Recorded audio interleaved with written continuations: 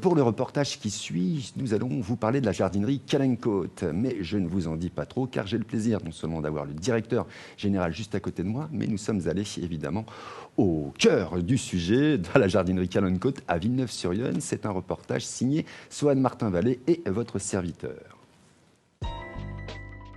Ludovic, j'ai repris la jardinerie Calencote il y a un peu plus de 18 mois, une entreprise qui existe depuis 43 ans.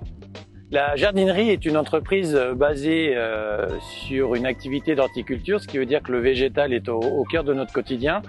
Nous proposons un grand choix de végétaux intérieurs et extérieurs et surtout les conseils associés à tout cela.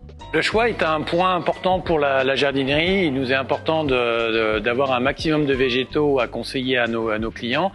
Par exemple, en ce moment, nous rentrons dans la période donc des chrysanthèmes, des pensées qui correspondent à la période de la Toussaint. Alors la bonne nouvelle, c'est que nous rentrons dans l'automne, ce qui signifie que les végétaux vont rentrer dans le repos végétatif et c'est la période idéale pour les plantations, donc de octobre jusqu'au mois de mars. Et par exemple, c'est pas plus de 1000 fruitiers qui vous attendent ici avec nos conseils pour les planter puisque c'est clairement la bonne période. Toute la végétation est propice à la plantation, on parle des arbres, des arbustes, des conifères, tous les végétaux rentrent en période de repos végétatif et peuvent être plantés sans souci. Une plantation reprend plus facilement quand la terre est bien travaillée, que le trou de plantation correspond bien aussi à la taille de la plante qui est plantée et l'amendement qui est fait au moment de la plantation. Une terre qui sera meuble et riche est une terre qui va favoriser le développement racinaire des végétaux.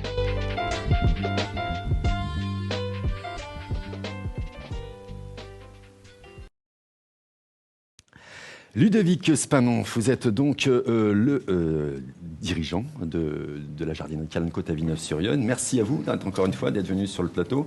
Ce reportage que vous venez de voir, est-ce qu'il vous parle? Est-ce qu'il est en accord avec ce que vous vouliez représenter? Oui, bien évidemment, sachant que ça représente une toute petite partie de notre quotidien et du choix que l'on propose à la jardinerie, que j'ai repris effectivement en janvier 2022, pour lequel j'accorde vraiment un axe très important, le choix et le conseil, et l'ensemble des salariés qui étaient présents et qui ont rejoint l'entreprise depuis, proposent au quotidien ces éléments-là aux clients. Reprendre une entreprise du type la jardinerie Calencote, c'est un moment important de réflexion dans sa vie, puisque en fait vous venez pas du tout de ce milieu-là. Enfin, vous l'avez été lors de vos formations, si je me rappelle bien. Mais là, au moment où on dit allez, je me lance. Sans faire de transition avec le sujet suivant, mais c'est comme si on se jetait dans un grand bain froid c'est ça. Pour lequel il faut très rapidement, on va dire, prendre ses marques et puis aller de l'avant. Qui plus est pour une structure qui a presque 40 ans, donc qui est vraiment bien implantée dans le territoire, avec cette notoriété. Donc il fallait à la fois assurer la reprise et puis faire le développement de l'entreprise. Donc oui, c'est une réflexion qui est mûrie quand même depuis presque 1 an et demi avant que je rencontre les cédants. Et puis, c'est, on va dire, un sujet au quotidien qui m'anime, puisque cette reprise, c'est quelque chose qui vit jour après jour, quoi. Alors, avant de passer à la partie exécutive, quand vous avez ouvert la boutique, vous avez passé, je crois, 6 mois dans la partie administrative.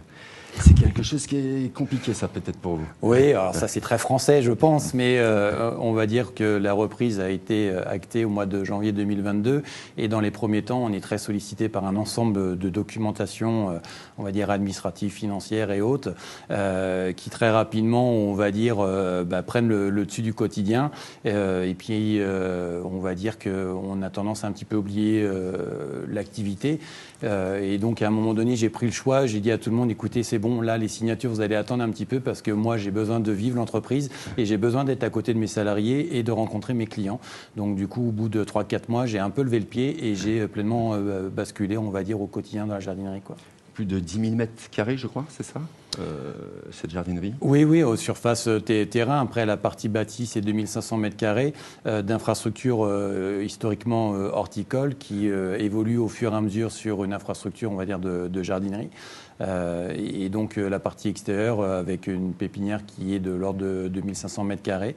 On a encore d'autres surfaces de terrain qu'on est en train de réfléchir, notamment pour arborer une partie qui serait, on va dire, plus à la fois modèle pour pour les clients et puis aussi un moment de détente salariés et clients, quoi. Salariés, justement, combien vous êtes? C'est quoi là, votre équipe? Vous êtes combien? Une dizaine, je crois, de salariés?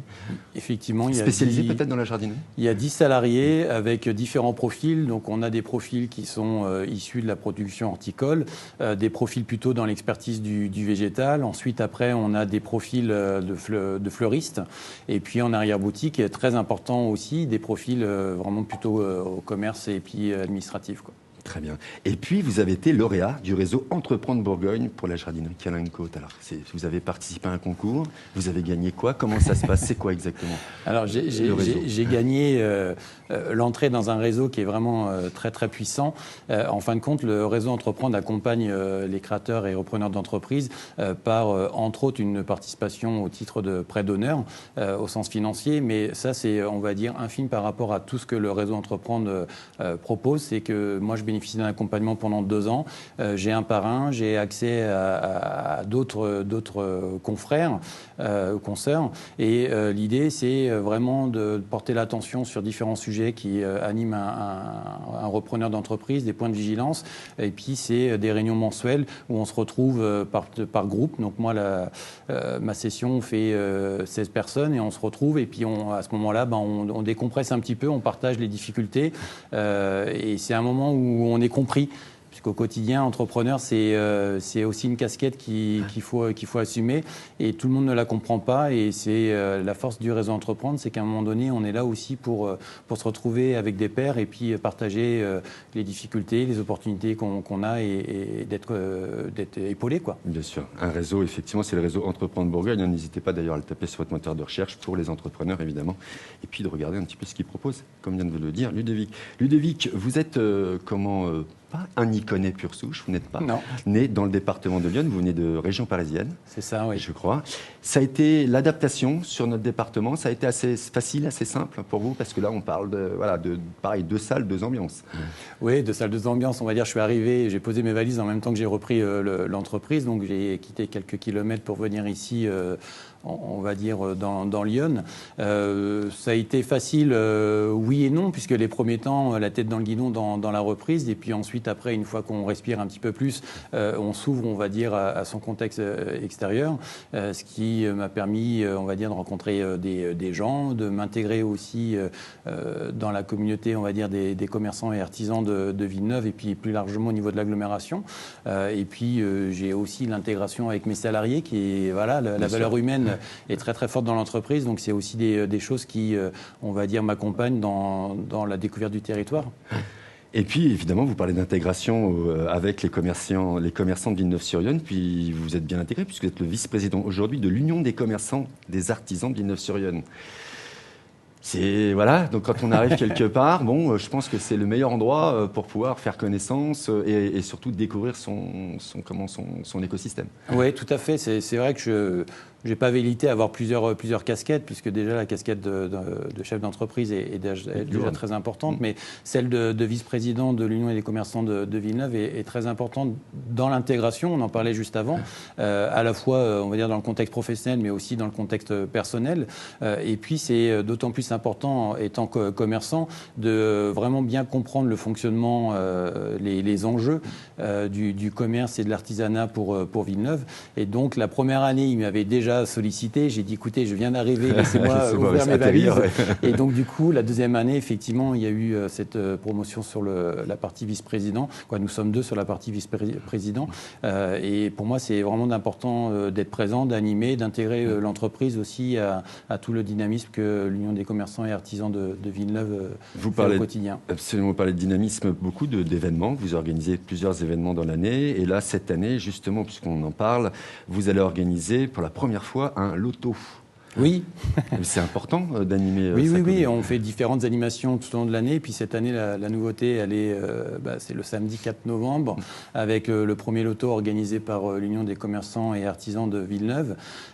Et donc pour nous, c'est aussi bien de montrer que la force des commerçants, c'est au quotidien, mais c'est au-delà du quotidien, c'est aussi de fédérer les habitants. Et donc du coup, on convie tout le monde à s'inscrire. Je pense que il y a quand même plus de 3 000 € de lot à gagner. Oui, c'est ça. beau loto. Et puis peut-être que c'est pas encore décidé, mais peut-être que je serai sur place et peut-être l'animateur de cette soirée. Ah, alors là, j'y serai pour voir cela. Ben oui, avec la télé de Vienne, bien sûr.